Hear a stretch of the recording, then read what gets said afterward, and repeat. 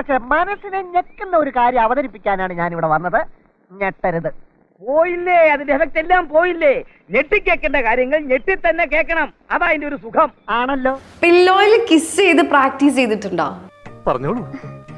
ആദ്യൊരു മടിയുണ്ടാവും, പിന്നെ അത് ശീലമായിക്കുള്ളൂ. പറഞ്ഞോളൂ. നേരിട്ട് കിസ് ചെയ്ത് പ്രാക്ടീസ് ചെയ്തിട്ടു. നേരിട്ട്. ഓ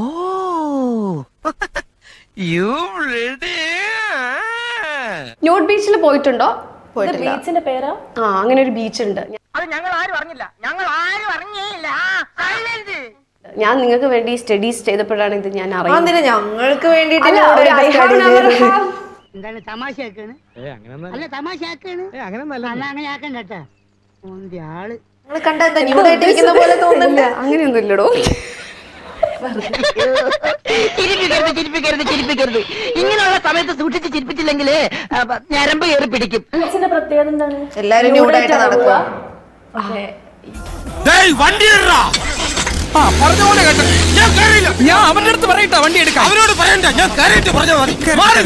ഉത്തമ ഭാര്യ, ഉത്തമ പുരുഷൻ, കുലപുരുഷൻ, കുലസ്ത്രീ അങ്ങനെയൊക്കെ പറയാറുണ്ടല്ലോ. നിങ്ങൾക്ക് അങ്ങനത്തെ കുറെ കമന്റ്സുകൾ വരാറുണ്ട്. ആരാ ഭർത്താവ്? യെസ്. ആരെ ഭർത്താവ്, ആരെ ഭാര്യ? എന്താ തോന്നുന്നേ? അങ്ങനെയൊന്നുമില്ല. എങ്ങനൊന്നുമില്ലാന്ന്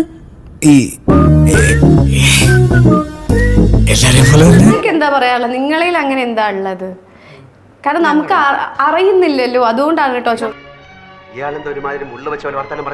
കാര്യങ്ങളൊക്കെ എങ്ങനെ പോണു? കാര്യങ്ങളൊക്കെ ഇങ്ങനെ നടക്കുന്നു. വീട്ടിലെ ചെലവിന്റെ കാര്യങ്ങളേ സുഖമായിട്ട് പോന്നു. നീയും അയാളും കമന്റ്സ് അങ്ങനെ എന്തെങ്കിലും വരാറുണ്ടോ?